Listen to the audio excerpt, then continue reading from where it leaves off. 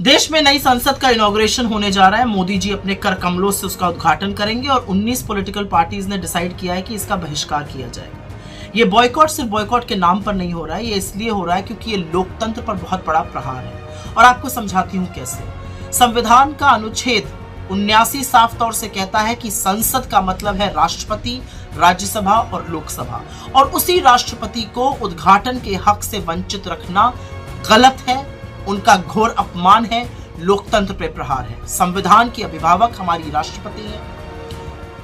लोकसभा और राज्यसभा को बुलाने का और प्रोरोग करने का अधिकार सिर्फ राष्ट्रपति के पास है।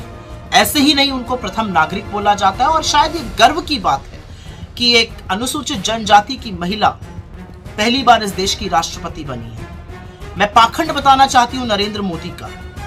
जब दलित राष्ट्रपति थे बहुत ढोंग रचा गया, बहुत ढोल पीटा गया इधर उधर, लेकिन नींव डालते वक्त रामनाथ कोविंद जी को नहीं बुलाया गया। द्रौपदी मुर्मू जी के नाम को भी बहुत भुनाया गया, लेकिन उद्घाटन के वक्त उनको ना बुलाना इस देश की राष्ट्रपति महामहिम का घोर अपमान है और इसका हर पॉलिटिकल पार्टी विरोध करती है। तो इतिहास तो रचा जाएगा, और इतिहास इसलिए रचा जाएगा क्योंकि जब देश की नई संसद का इनॉग्रेशन हो रहा था तो समूचा विपक्ष उसके विरोध में खड़ा था, क्योंकि वहां पर राष्ट्रपति का अपमान हो रहा था, लोकतंत्र की प्रणाली का अपमान हो रहा था। और बहुत झूठ परोसा जा रहा है।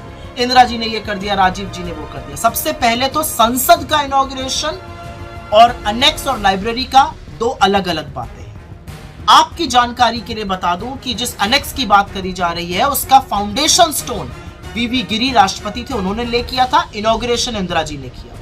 लाइब्रेरी का फाउंडेशन स्टोन राजीव जी ने ले किया था। Inauguration KR. नारायणन जी ने किया। जब एक्सटेंशन हुआ अनेक्स का तो उसका फाउंडेशन स्टोन राज्यसभा के वाइस चेयरमैन हमीद अंसारी जी ने किया, और सोमनाथ चैटर्जी जी जो लोकसभा के स्पीकर थे उसका इनॉग्रेशन नरेंद्र मोदी जी ने बतौर प्रधानमंत्री किया। नींव भी प्रधानमंत्री डालेंगे, उद्घाटन भी प्रधानमंत्री करेंगे, राष्ट्रपति को इससे दरकिनार करके।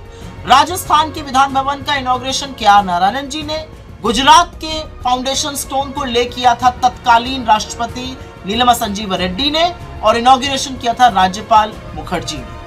तो झूठ फैलाना बंद कर दीजिए। और अंत में मैं मोदी जी से एक ही बात कहना चाहती हूँ। आपको लगता है कि आपको इतिहास इमारतों से याद करेगा? इतिहास इरादों को याद करता है। इरादे पता है कैसे?